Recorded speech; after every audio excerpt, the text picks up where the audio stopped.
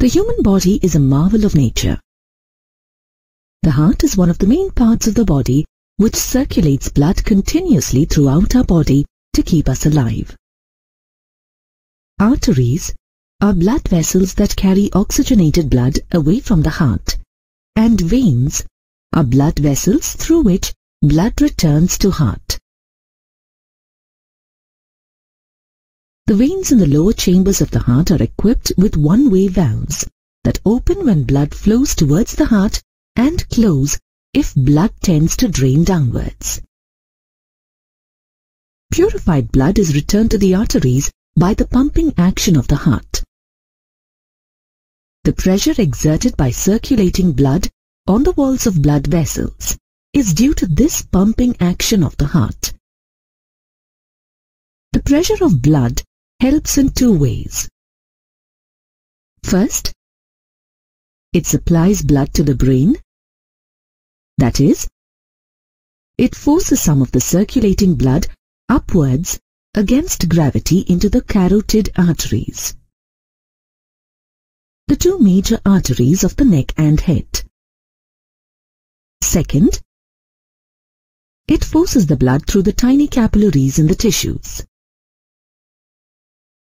The blood vessels are so narrow that the speed with which blood flows through them is negligible unless considerable arterial pressure exists. Blood pressure, BP, is the pressure due to the force exerted by circulating blood on the walls of blood vessels. The pressure in the lower and upper parts of the body are different when a person is in standing position. Whereas, the pressure is almost equal in different parts of the body when a person is lying down on a horizontal surface. The figure given shows the average pressures observed in the arteries in various parts of the human body, namely the brain, B, heart, H, and foot, F, while standing and lying down, where these pressures shown are averaged over a heart cycle. To find the pressure values, we use Bernoulli's equation, represented by P plus half rho V square plus rho GH equal to constant.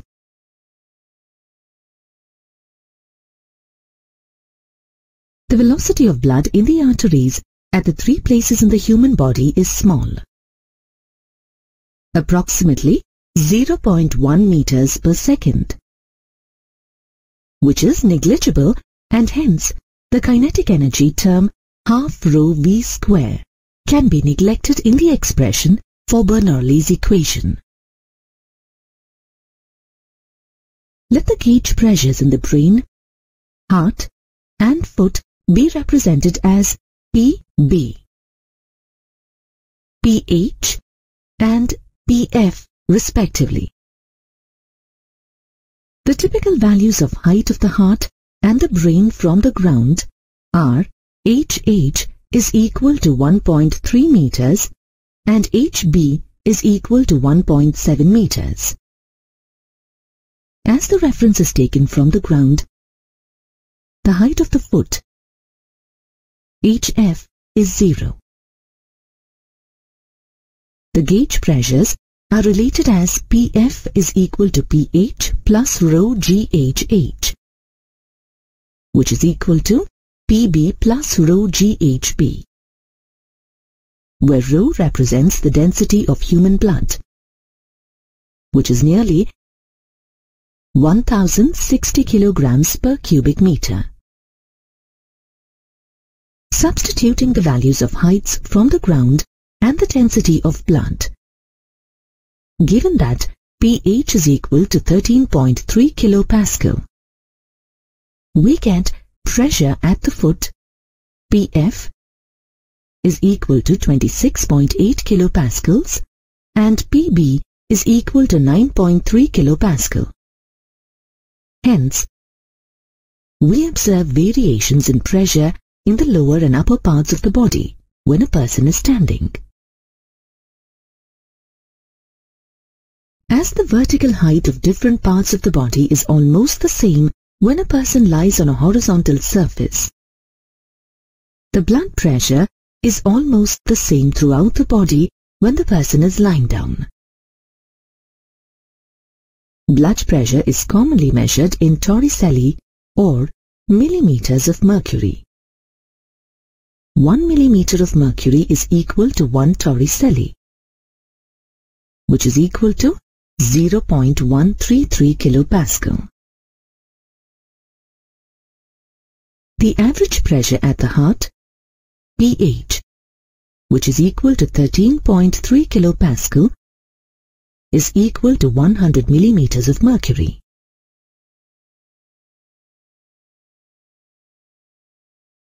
Pulse rates are measured by placing a finger over the wrist, where each pulse takes less than 1 second.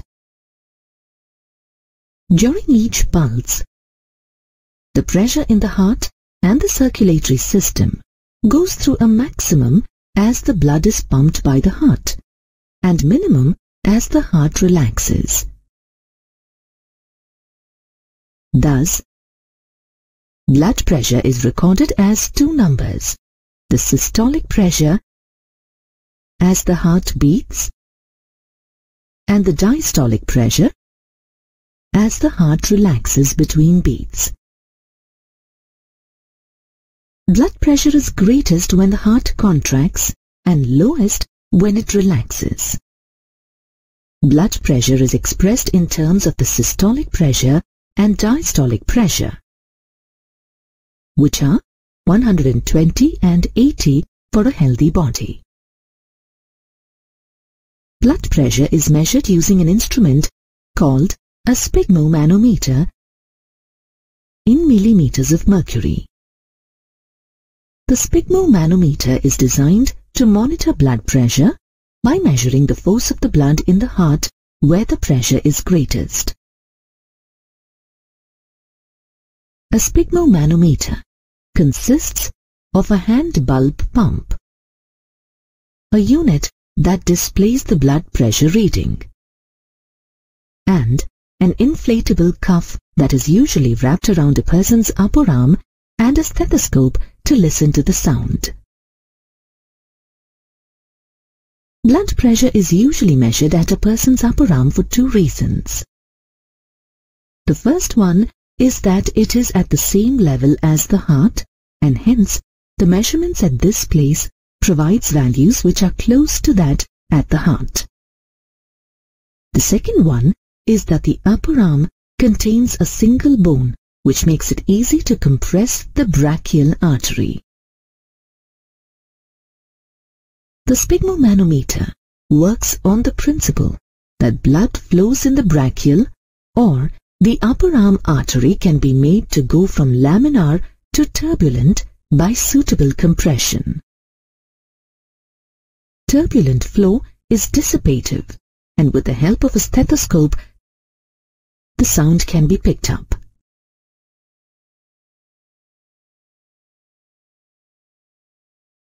A sphygmomanometer cuff is wrapped around the subject's upper arm, just above the elbow, and a stethoscope is placed on the hollow of the elbow, over the brachial artery, as shown in the figure.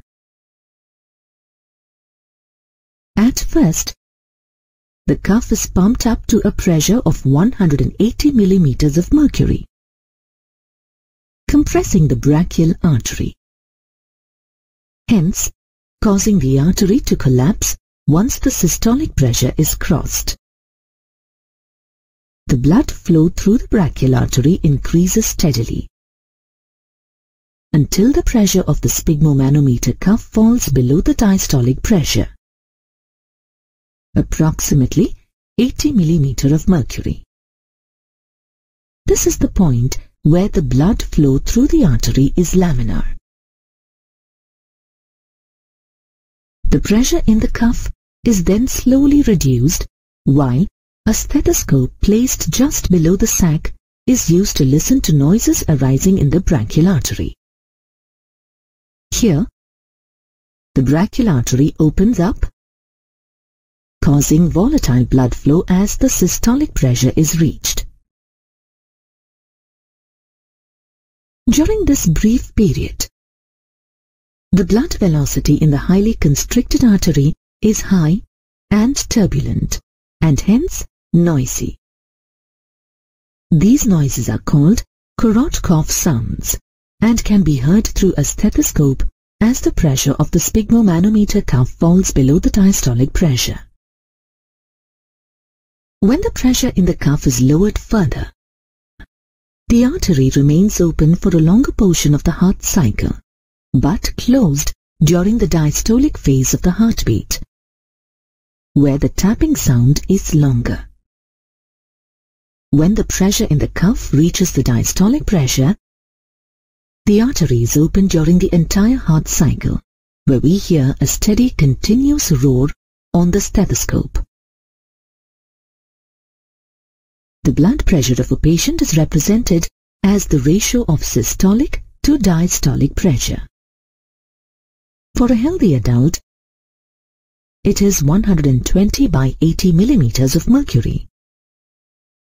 If the pressure is above 140 by 90 millimeters of mercury, the person requires medical attention and advice, as high blood pressure will seriously damage the heart, kidney, and other organs and should be controlled.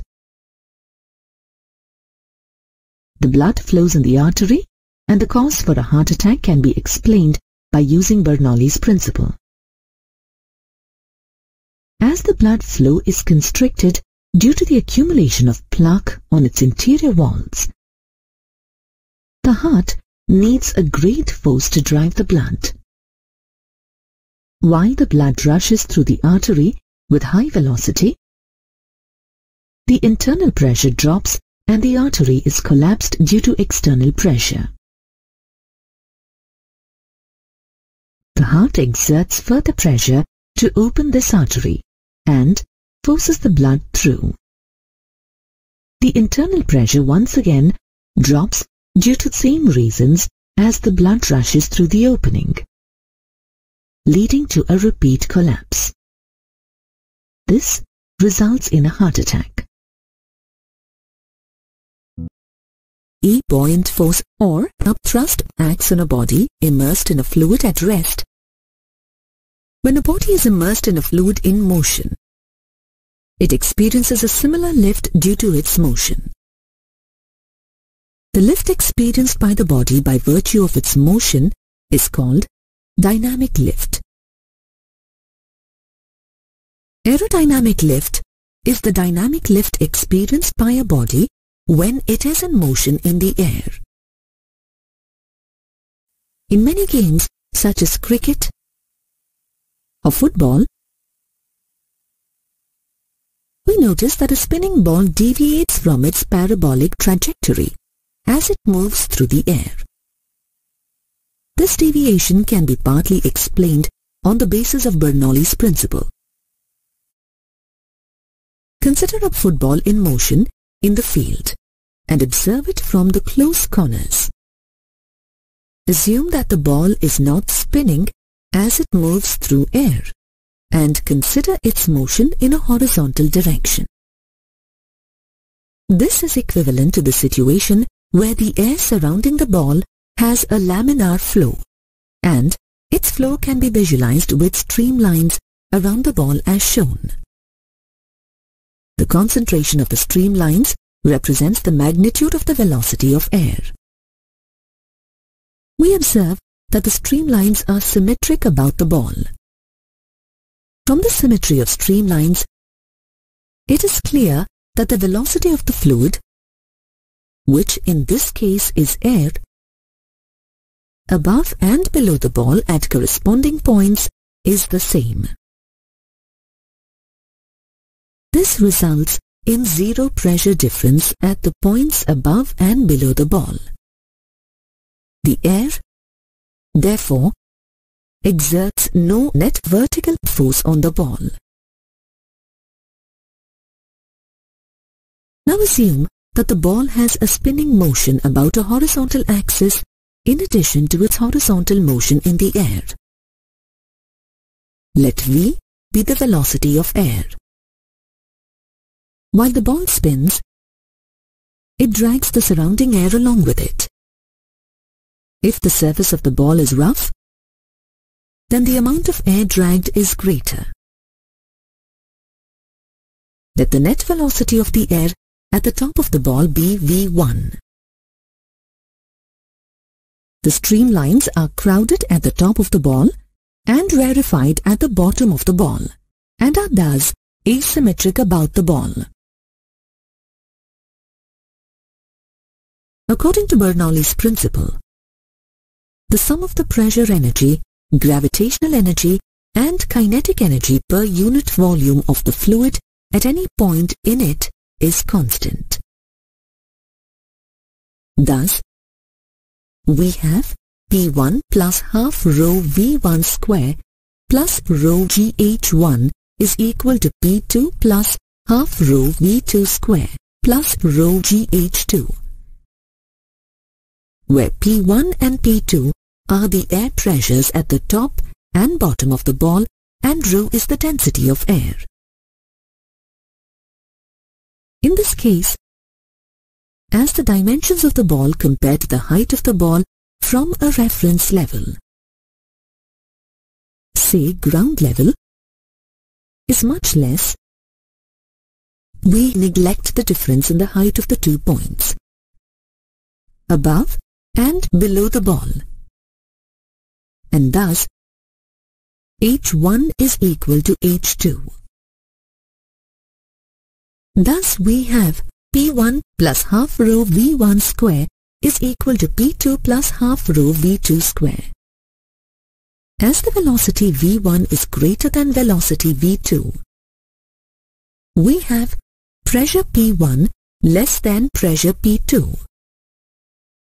Thus, the difference in the velocities of air results in the pressure difference between the lower and upper faces of the ball. This results in a net upward force on the ball. This dynamic lift, due to the additional spin motion of the ball along with its translational motion, is also referred to as the Magnus effect.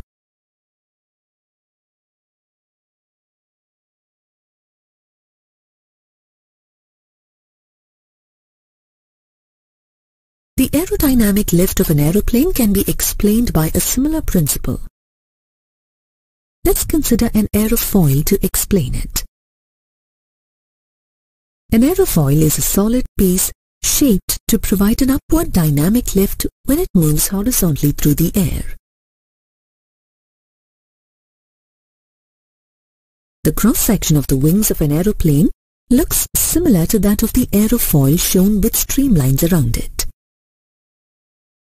When the aerofoil moves against the wind, the orientation of the foil relative to the flow direction causes the streamlines to crowd together near the foil.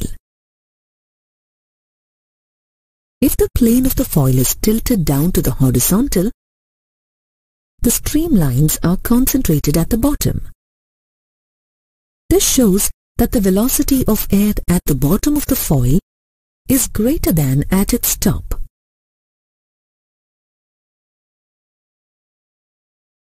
If the plane of the foil is horizontal, the streamlines concentrate at its top due to its structure. If the plane of the foil is tilted above the horizontal as shown, the streamlines are concentrated at the top of the foil, indicating that the velocity of air at the top of the foil is greater than at its bottom. For an aeroplane, the dynamic lift can be found by the product of pressure difference and the area of the wings of the plane. As discussed for the aerofoil, the orientation of the aeroplane wing should be positioned such that its plane makes a small positive angle to the direction of air flow.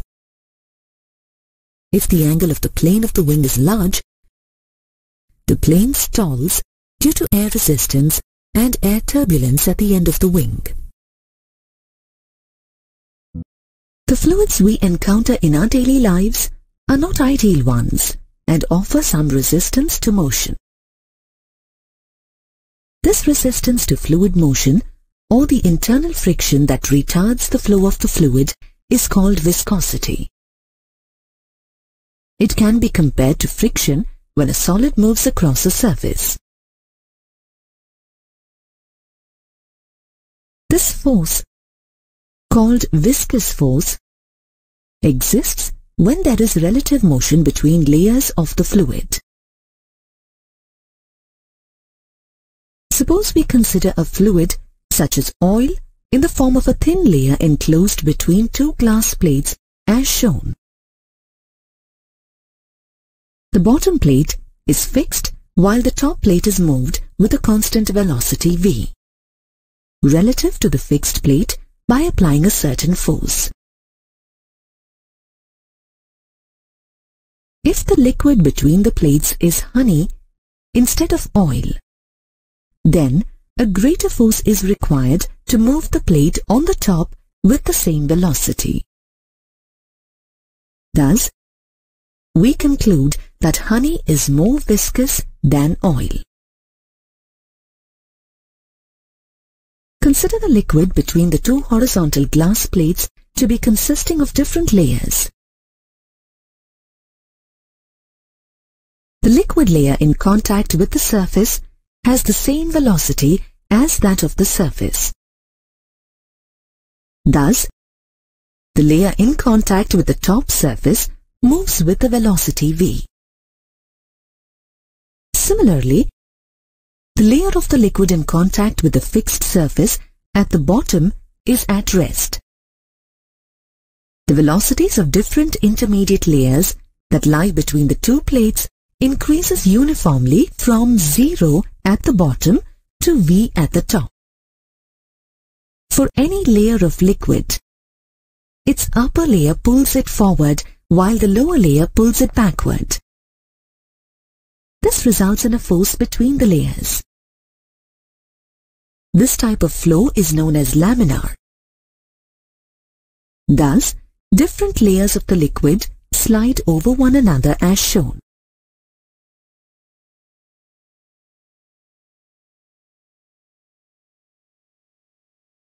Now consider a liquid flowing through a hollow pipe instead of between two horizontal plates as discussed earlier. The liquid in the tube can be considered as different hollow cylindrical coaxial layers, with the axis passing through the center of the cylindrical tube. In this case, the velocity of the cylindrical layer in contact with the inner wall of the tube is 0. As the tube walls are stationary and the velocity keeps increasing towards the center.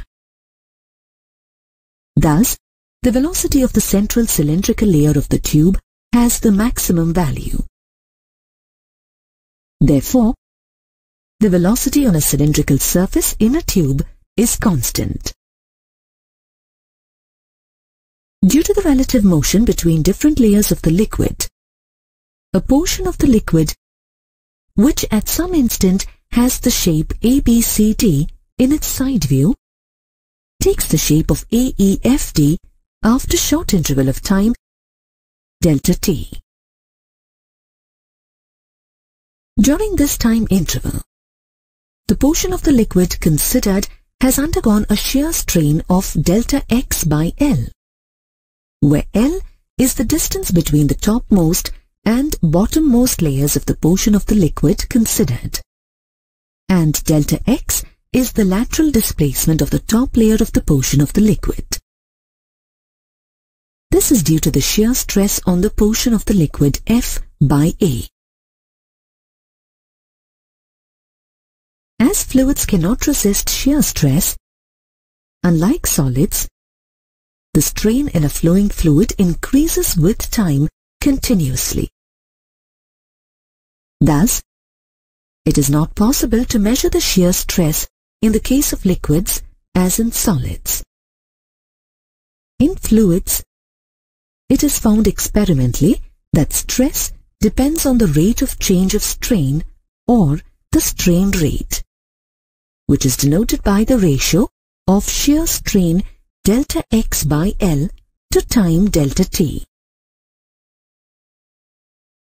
Unlike a solid, here the stress is found experimentally to depend on the rate of change of strain or the strain rate.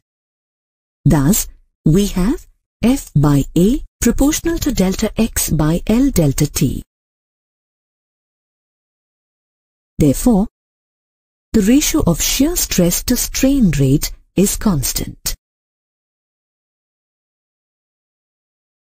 This constant is called the coefficient of viscosity and is denoted by the Greek letter eta. It is also referred to as viscosity or dynamic viscosity in general.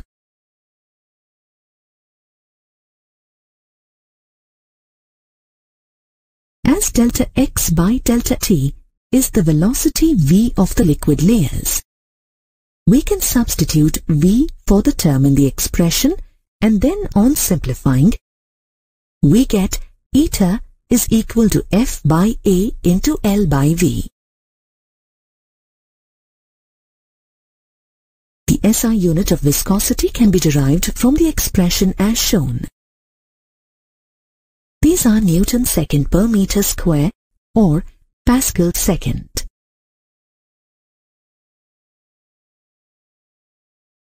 In a similar manner, we can also derive the CGS unit of viscosity,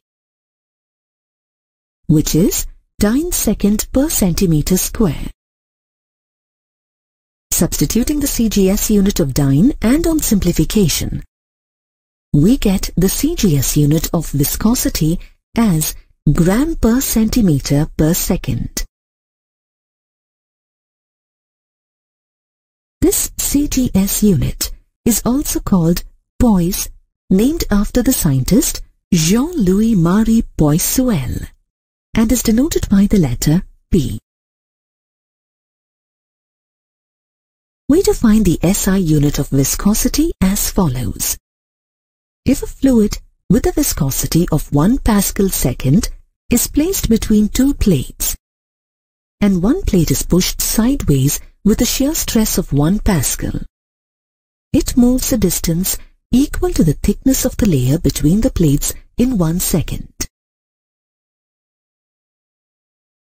We obtain the relationship between the SI and CGS unit of viscosity as follows.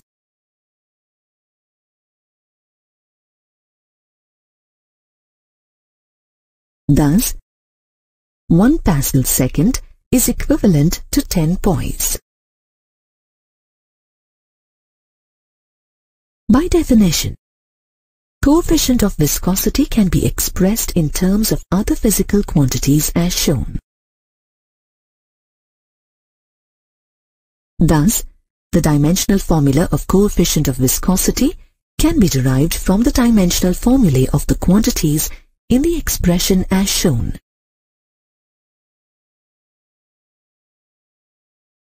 Hence, the dimensional formula for coefficient of viscosity is ml power minus 1 and t power minus 1.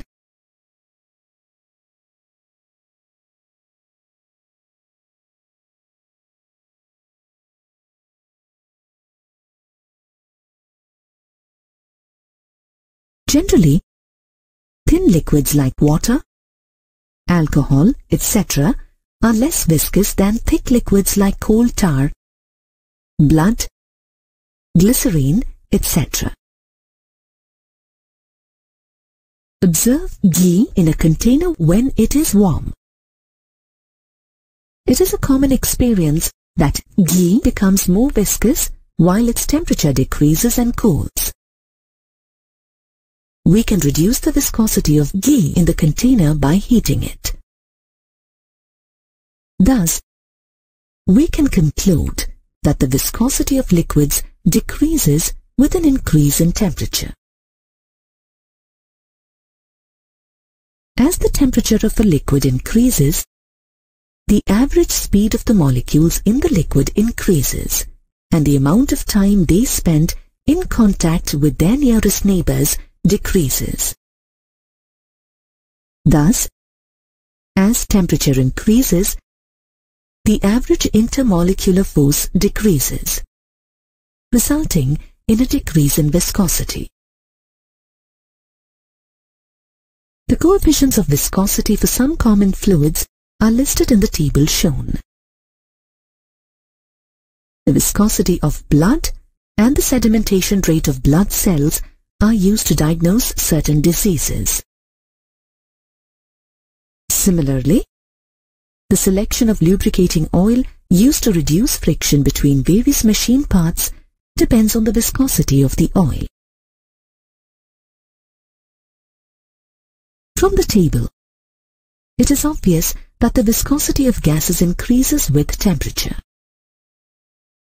The viscosity of a gas increases as temperature increases due to the increase in the frequency of intermolecular collisions of the gas molecules at higher temperatures. Since the molecules in a gas usually fly freely through the available free space, anything that increases the number of times a molecule is in contact with another will decrease the ability of the molecules as a whole to engage in coordinated movement. The more these molecules collide with each other, the more disorganized their motion becomes. Thus, the restriction to the free flow of the gas increases, and hence its viscosity increases. Viscosity is normally independent of pressure. Since liquids are normally incompressible, an increase in pressure does not really bring the molecules significantly closer together. Thus, the increase in pressure of a liquid does not increase the intermolecular forces, and hence does not affect its viscosity. If an object heavier than a liquid is dropped in a liquid, it sinks. How quick it sinks depends mainly on the viscosity of the liquid. Consider a spherical solid object dropped into a long, vertical tube containing a viscous liquid. As the solid moves through the liquid in contact with the solid is dragged with it, establishing relative velocities between the layers of the liquid near the sphere so that viscous forces begin to act. The liquid exerts a viscous force on the solid to oppose its motion in the liquid.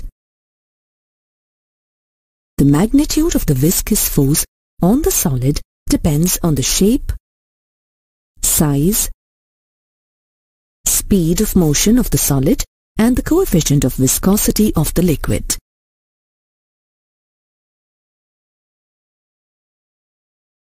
If r is the radius of the spherical object, v is the velocity of the sphere in the liquid, and eta is the coefficient of viscosity, then the viscous force F on the sphere depends on r, v, and eta. Assuming that the force is proportional to the different powers, say A, B, and C of these quantities, we can obtain the dependence of the viscous force on these quantities using a dimensional analysis. Taking a proportionality constant K, we get viscous force F is equal to K into R power A into V power B into eta power C. The dimensional formula of F is mLT power minus 2. The dimensional formula of R, V, and eta are L, LT power minus 1 and mL power minus 1 and T power minus 1 respectively.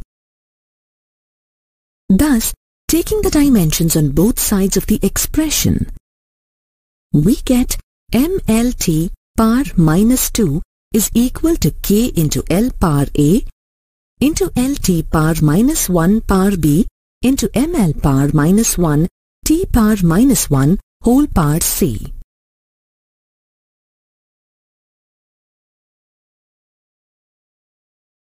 As the constant K is dimensionless, we simplify the terms on both sides and equate the dimensions of the quantities M, L and T on either side of the equation to arrive at the values of the powers A, B and C.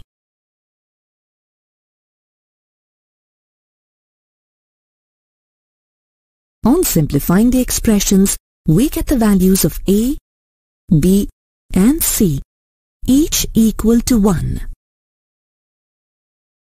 Thus, the equation for the viscous force F is obtained as equal to K eta R V.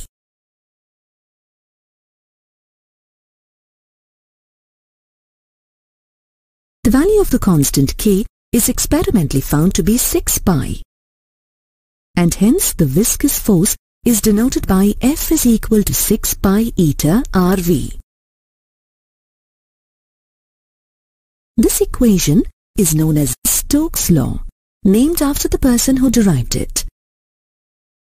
Stokes' law states that at low velocities, the frictional force on a spherical body moving through a fluid at a constant velocity is equal to 6 pi times the product of the velocity, the fluid viscosity and the radius of the sphere.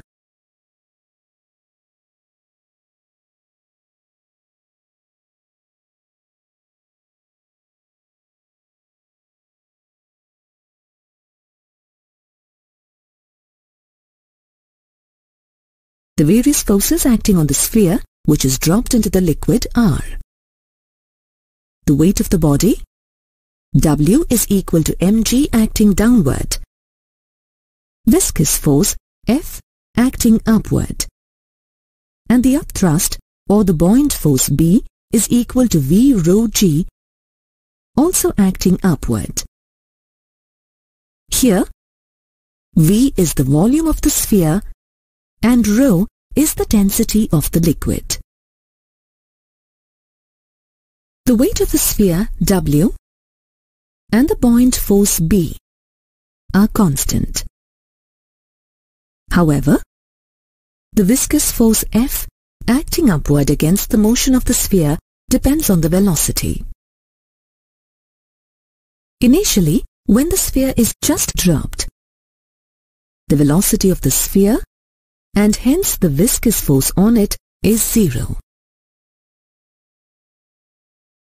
The force on the sphere at this instant is the result of the weight of the sphere, W, and the buoyant force B. As the weight W is greater than the buoyant force B, the resultant force at this instant acts downwards. Due to this downward force, the sphere accelerates, and thus the velocity of the sphere increases downwards. As the velocity increases, the viscous force F, which is equal to 6 pi eta RV, acting in the vertically upward direction, increases accordingly. Thus, the net force now is equal to W minus B minus F, which is equal to mg minus V rho g minus 6 pi eta RV. At a certain instant, the upward viscous force becomes equal to the force in the downward direction, and then the net force on the sphere is 0. Thus, the sphere attains a constant velocity, Vt, with which it reaches its terminal point, that is, the bottom of the tube. Hence, this velocity of the sphere is called the terminal velocity of the sphere. As the mass of the sphere can be expressed as V into rho S, where V is the volume of the sphere and rho S is the density of the material of the sphere.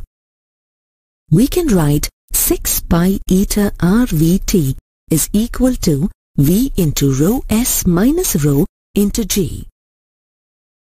Thus, the terminal velocity of the sphere is expressed as V into rho S minus rho into G by 6 pi eta R.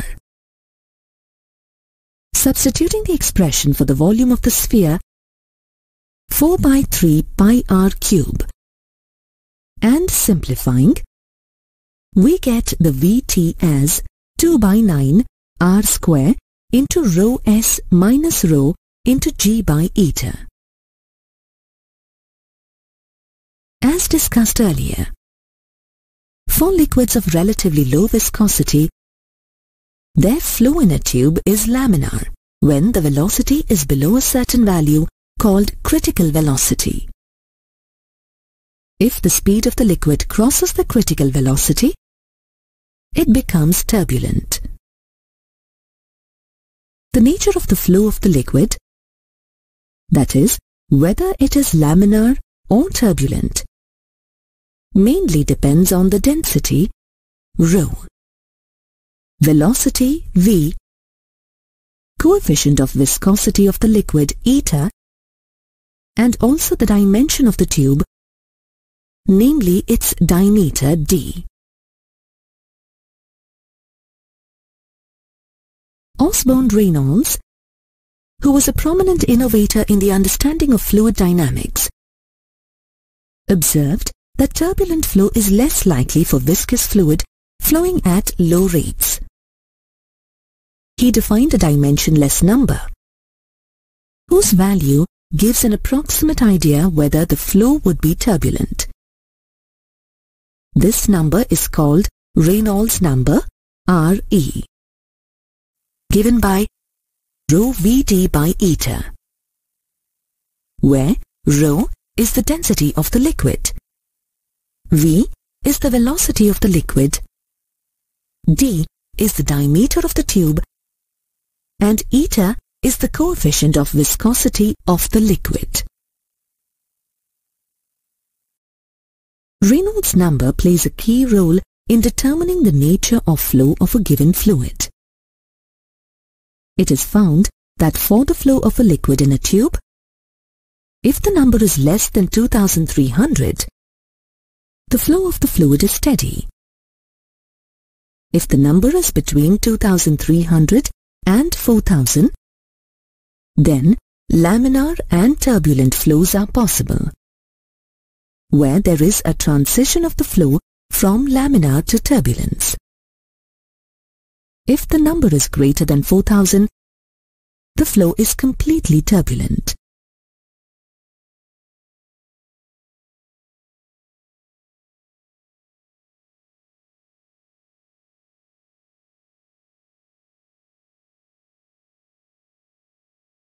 When we blow soap bubbles, we observe that each bubble acquires a spherical shape or an almost spherical shape, irrespective of its size. It's the same with the drop of any liquid, such as a drop of molten wax or oil on water. In all these cases, a force tries to reduce the surface area of the liquid to a minimum. For a given volume of a liquid, the shape that contains the least surface area is a sphere. Force due to surface tension makes a drop or a bubble assume a spherical shape. Consider a liquid, say water in a beaker. The molecules in the beaker are free to move within the given volume. A liquid stored in a container has a free surface.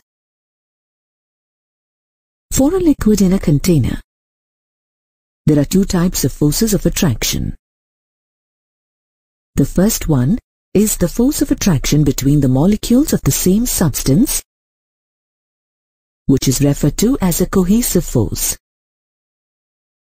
The force of attraction between water molecules is a cohesive force. The second one is the force of attraction between the molecules of different substances, which is called an adhesive force.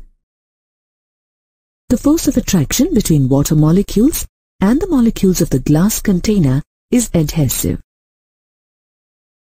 Similarly, the force of attraction between water molecules on the surface and the air molecules surrounding them is adhesive. Cohesive forces are short-range forces. Their magnitude decreases with distance, and they become negligible when the distance between the molecules increases beyond 10 to 15 molecular diameters. Thus, we can assume that these molecular forces act on a given molecule within a sphere with a radius of about 10 to 15 molecular diameters. The sphere within which the molecular forces act on a given molecule is referred to as the sphere of influence.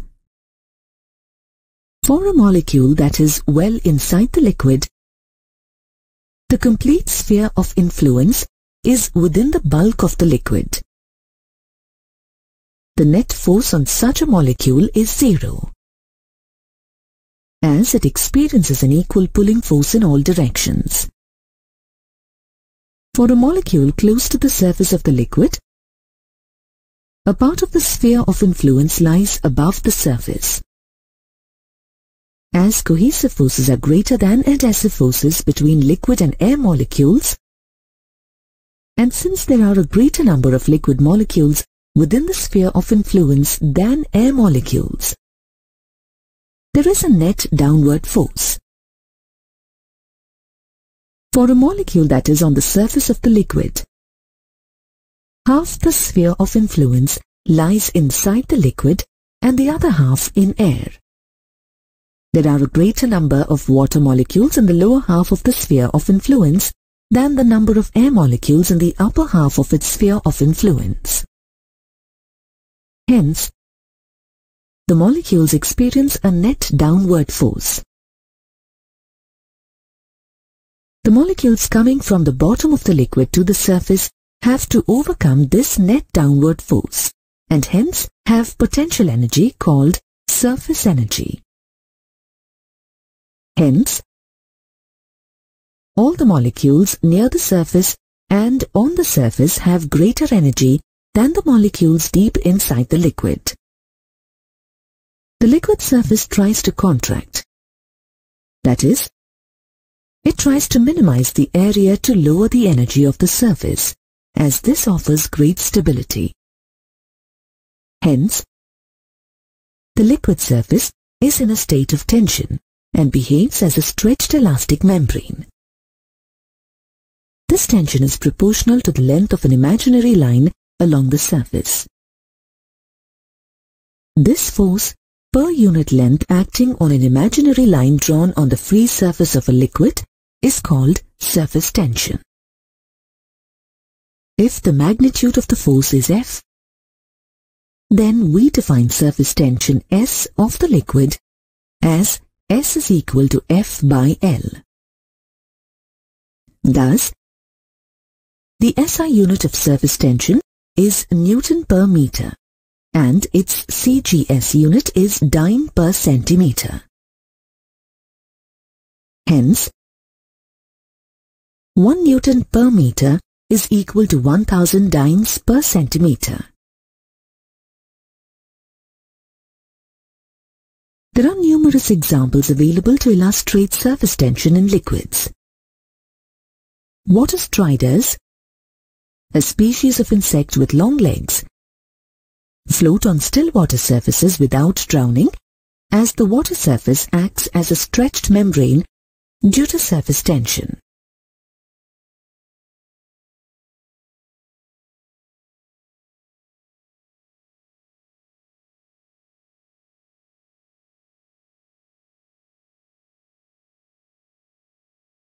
Now let us derive an expression for the surface energy of a liquid.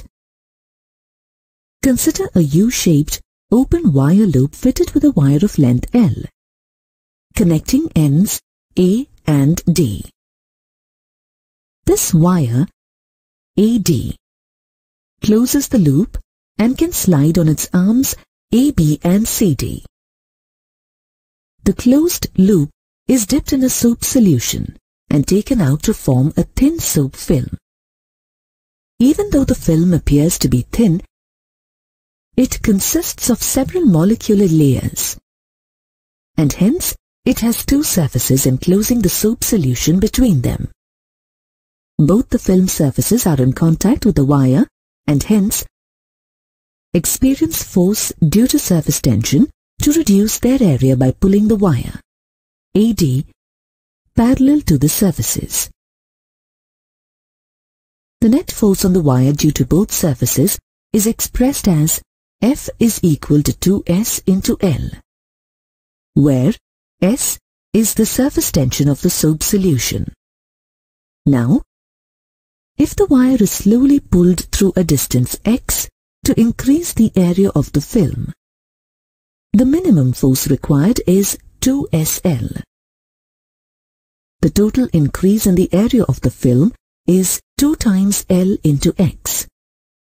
Thus, there is some work done by an external force F in stretching the film, and hence there is an increase in the surface energy. The work done by the external force is equal to F into x. On substituting the terms and simplifying, we get W is equal to the product of surface tension and increase in area A of the film. Thus, we can also define surface tension as the work done per unit increase in area of the liquid surface, or surface energy per unit increase in the area of the liquid surface. Thus, the unit of surface tension can also be joules per meter square in the SI system and ergs per centimeter square in the CGS system. The surface tension of a liquid decreases with an increase in its temperature. When the temperature of a liquid increases, the kinetic energy of the liquid molecules increase, and this decreases the cohesive forces. The decrease in cohesive forces results in a decrease in surface tension. We learnt earlier that an increase in the temperature of a liquid decreases its surface tension. This is one reason why we soak dirty clothes in warm water in the process of cleaning them. Also, adding detergents to water or applying soap to clothes makes cleaning effective. Detergents also help decrease the surface tension of water. Dirt in clothes includes grease and oily stains. Water does not wet greasy dirt, as the angle of contact of the oil-water pairing is obtuse. Adding detergent to the water solves this problem. The molecules of detergent are hairpin-shaped. One end attracts water molecules and the other attracts grease molecules, forming oil-water interfaces. Addition of surfactants or surface-active detergents reduces the surface tension of water drastically and hence helps water molecules to penetrate the fabric of clothes and carry away the dirt particles along with them in the flow. This kind of action not only helps in cleaning clothes but also in recovering oil, mineral ores, etc.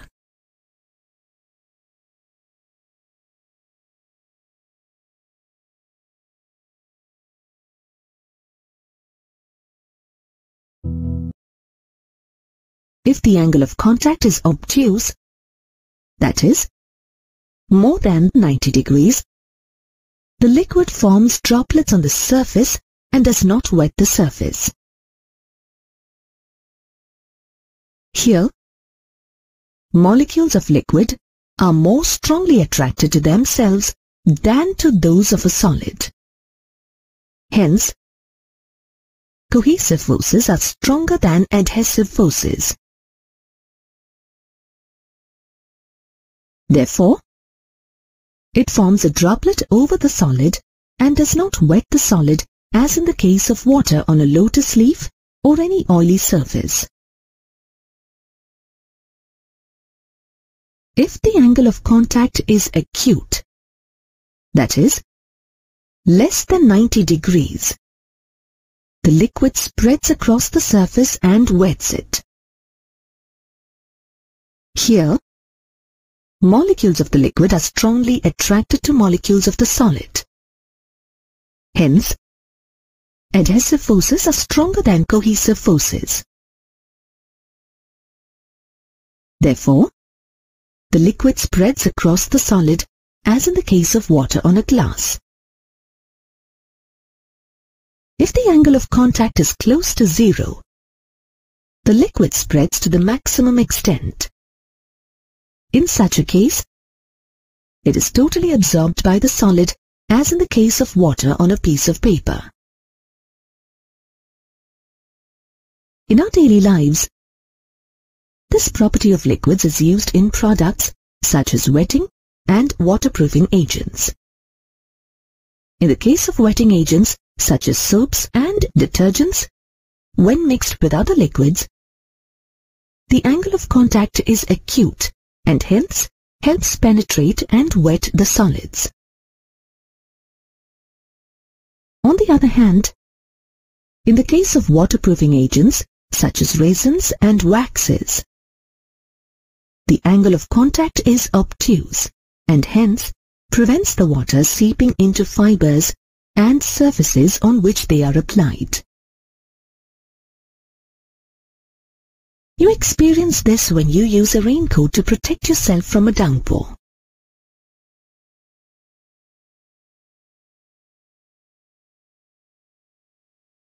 When a liquid comes into contact with a solid, it forms a droplet or spreads and wets the solid. For example, if water falls on a lotus leaf, it forms droplets. However, if a droplet of water falls on a paper, it spreads, gets absorbed completely and wets the paper. Observe a liquid droplet at rest on a flat solid surface. The surface of the liquid near the plane of contact with another medium is curved. That is, the surface of liquid makes an angle with the solid. The angle between tangent to the liquid surface at the point of contact and solid surface inside the liquid is defined as angle of contact. It is denoted by theta. The angle of contact, theta, depends on the nature of the liquid and the solid in contact, and the medium that exists above the free surface of the liquid. The angle of contact is fixed for a given set of solids, liquids, and surrounding media, usually air. At any point of contact between a liquid and a solid, there are three interfacial tensions to be considered. One each at each interface, namely liquid air, solid air, liquid solid. These are denoted by SLA, SSA, and SSL respectively. The component of tension SLA along the solid-liquid interface is SLA cos theta and is along the direction of the solid-liquid interface. We observe that at the line of contact, the surface forces between the three media will be in equilibrium.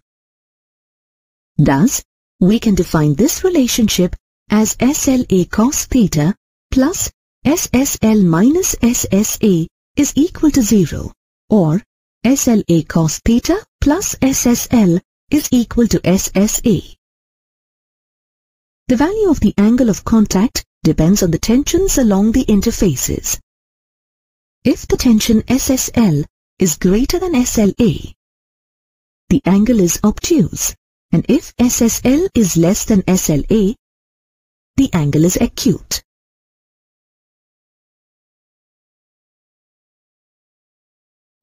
Ever wondered why a drop of water or a soap bubble is spherical or almost spherical in shape?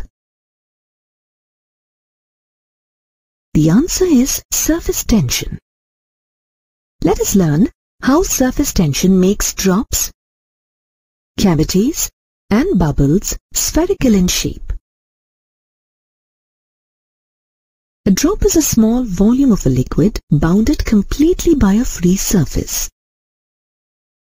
A bubble has two spherical interfaces, one convex and one concave, separated by a thin layer of liquid.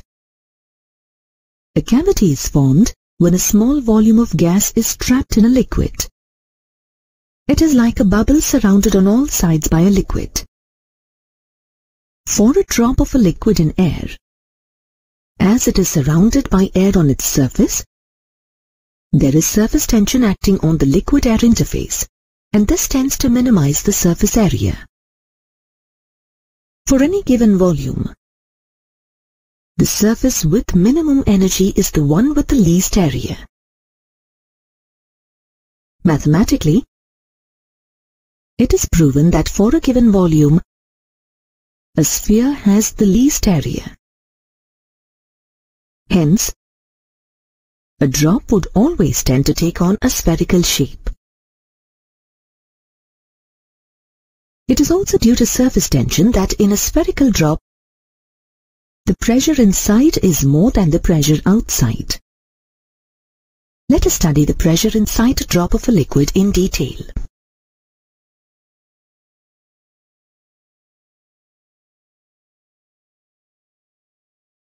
Consider a spherical drop of liquid of radius r in air. If the drop is small, the effect of gravity on the drop is negligible and the shape of the drop can be assumed to be spherical. O is the center of the sphere and XOX' is the axis of symmetry of the sphere. For convenience, consider a diametric cross-section of ABCD of the drop. This cross-section divides the spherical drop into two hemispheres, ABCDE and ABCDG are the two hemispherical surfaces of the hemispheres formed. The circular surface of the hemispheres touch each other along the circumference of the circle ABCD. Each hemispherical surface pulls the other due to surface tension. Consider that the hemispherical surface ABCDE is in equilibrium. In equilibrium, the forces acting on the surface are as follows. The force on ABCDE due to the surface tension of the surface ABCDG in contact. Let this be F1. The force due to the air outside the surface. Let this be F2. The force due to the liquid inside the surface. Let this be F3. The force due to surface tension acts on all the points of the circle ABCDA. If we consider any small part of the circumference dl of the circle ABCDA, the force due to surface tension on this part is SdL, where S is the surface tension of the liquid. This force, SdL, acts along the axis of the symmetry OX as shown. Hence, the total force, F1, due to the surface tension of the liquid on the surface ABCDE, is equal to 2 pi rs and acts along OX. Now, let us consider the force due to the air outside the surface ABCDE. If delta A is area of a small part of the surface, the force on the small part due to the outside air is denoted by delta F is equal to P1 into delta A, where P1 is the pressure due to air on the surface. This delta F acts along the radial direction as shown.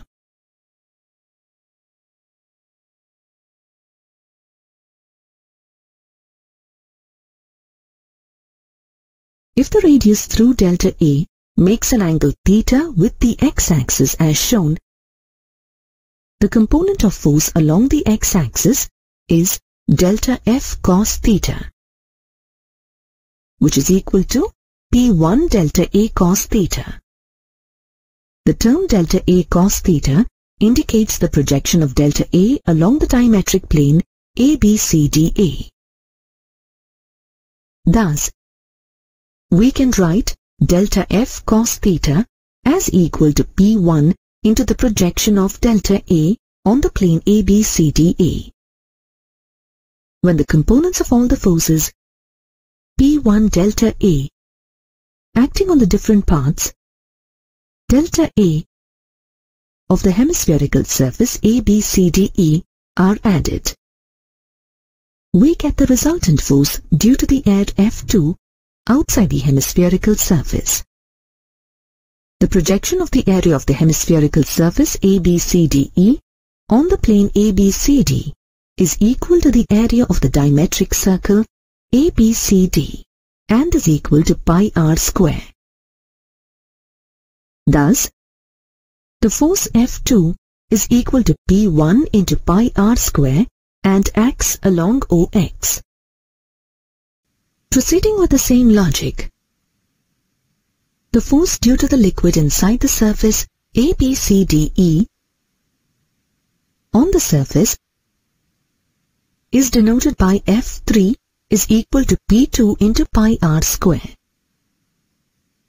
where P2 is the pressure just inside the surface of the liquid. The force F3 acts along the direction OX'. For equilibrium of the hemispherical surface, we need to have F3 is equal to F1 plus F2. Substituting the terms for the forces and simplifying them, we get the difference in the pressure between the inside and outside of the drop as shown. Thus, the excess pressure inside the drop of liquid over the outside of the surface is equal to 2s by r. As the drop of liquid is symmetrical about any diametrical line passing through the drop, the calculation holds good for the entire drop regardless of the position of the hemispheres selected.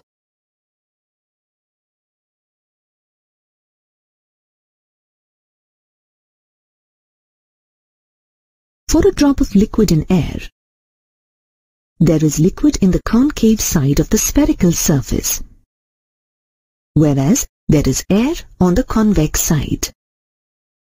The pressure on the concave side is greater than that on the convex side. Proceeding with the same logic for an air bubble inside a liquid, which is a cavity, there is air on the concave side and liquid on the convex side. Here, the pressure on the concave side, which is due to air on the spherical surface, is greater than the pressure on the convex side, which is due to the liquid on the surface. The excess pressure in this case is also equal to 2s by r, where s is the surface tension of the liquid and r is the radius of the cavity. Now consider a soap bubble in air. The thickness of the bubble is very small and is surrounded by air both inside and outside of the bubble. There are many liquid layers in between the outer and inner layers under microscopic observation. Thus, the bubble has two surface layers, whereas we have the soap solution in between. As the thickness of the bubble is negligible, we consider the radius of the inner and outer spherical surfaces of the bubble to be equal. Let this be R. Let the pressure of the air outside the bubble be P1. The pressure within the solution be P dash and the pressure inside the bubble be P2. Consider the outer surface of the bubble. According to the logic derived earlier, the difference in the pressure between the concave and convex portions of the outer surface is denoted by P dash minus P1 is equal to 2S by R. Let this be equation 1. Similarly, considering the inner surface of the bubble, the difference in the pressure between the concave and the convex portions is also equal to 2S by R. Let this be equation 2. Adding equation 1 and equation 2, we get the difference in the pressure between the inside of the bubble and outside of the bubble. On simplifying, we get the excess of the pressure in the bubble over the outside of the bubble as P2 minus P1 is equal to 4S by R. Thus, the pressure inside a soap bubble is greater than the pressure outside by 4S by R. Consider a capillary tube, that is, a hollow tube with a very narrow bore. The word capilla is Latin and means hair-like. When you dip this capillary tube in a liquid, the liquid rises or falls in the tube.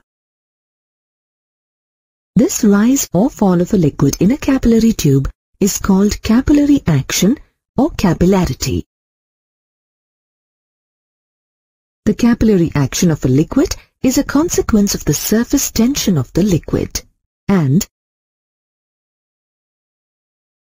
the angle of contact of the liquid with the surface of the tube.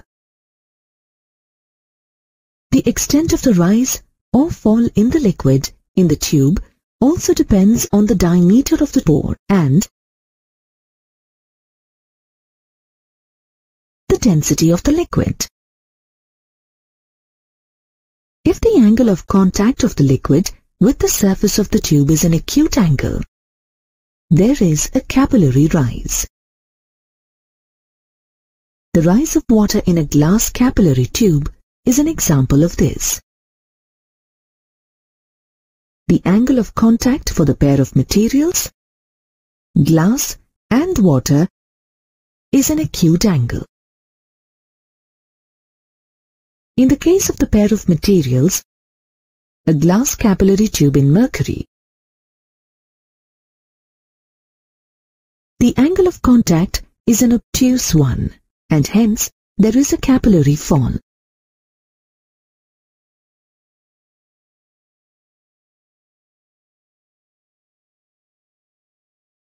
Consider a capillary tube of radius r dipped in a liquid with surface tension S and density ρ. Let the angle of contact between the given liquid and the material of the tube be acute. Hence, as soon as the tube is dipped vertically into the liquid, we observe a rise in the liquid into the capillary tube. As the radius of the tube is very small, the surface of the liquid in the tube is nearly hemispherical. Thus, we find a hemispherical surface of the liquid in the tube, referred to as the concave meniscus. Here, A, B, C, D, E represent the hemispherical surface of the liquid. ABCDA is the circular periphery of the liquid which is in contact with the inner wall of the capillary tube. The height of the liquid in the capillary tube is considered from the surface of the liquid outside the capillary tube, which is taken as the plane of reference to the lower end of the concave meniscus. Consider the liquid column in the capillary tube to be in equilibrium. Then, the forces acting on the liquid column are the force by the surface of the tube on the surface ABCDE of the liquid. Let this be F1. The force due to the pressure of the air above the surface ABCDE. Let this be F2. The force due to the pressure of the liquid below point G, which is in the same plane as the liquid outside the capillary tube. Let this be F3.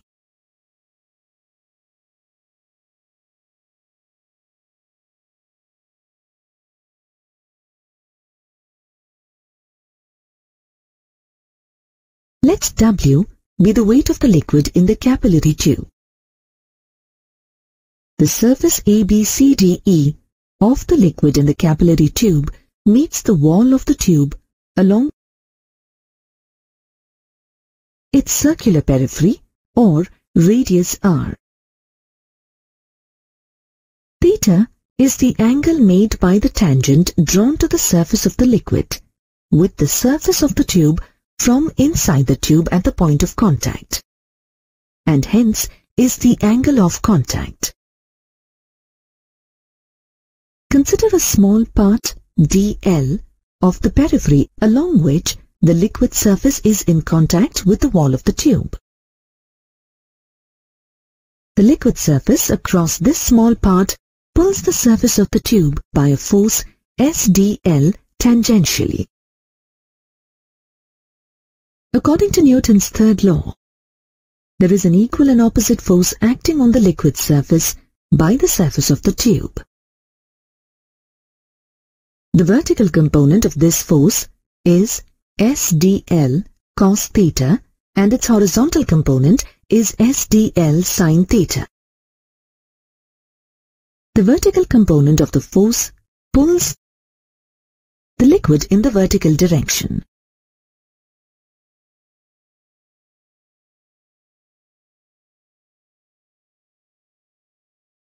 The total force exerted on the liquid surface by the tube's surface across the contact circle is F1 and is denoted by integral SdL cos theta. As S and cos theta are constants, we get F1 as S cos theta into integral dl. On further simplification, we get F1 equal to 2 pi r S cos theta. This force acts vertically upwards. The horizontal components of the force across different elements over the entire contact circle act in opposite directions, and hence they cancel each other, resulting in zero horizontal force. The force due to the pressure of air above the surface ABCDE, F2, is equal to P into pi r square, where P is the atmospheric pressure. The direction of this force is vertically downwards. The pressure at point G in the tube is also equal to atmospheric pressure, as the point lies in the same horizontal plane as the surface of the liquid outside the capillary tube. Therefore, the force due to the pressure of the liquid below point G, which is F3, is also equal to P into pi r square. but this acts vertically upwards. As the magnitudes of forces F2 and F3 are equal and their directions are opposite to each other, they get cancelled. Now, the weight of the liquid in the capillary tube is the product of its mass m and acceleration due to gravity g, and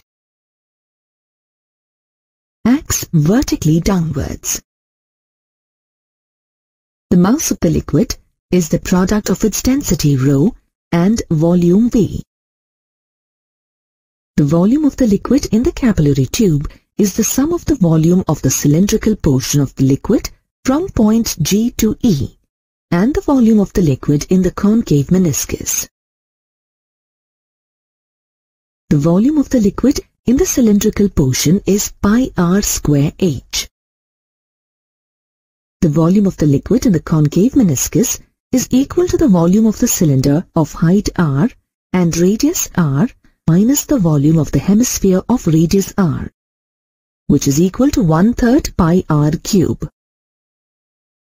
Thus, the volume of the liquid V is denoted by the sum of pi r square h and 1/3 pi r cube. Hence, the weight of the liquid in the capillary tube W is denoted by rho pi r square into h plus r by 3 into g.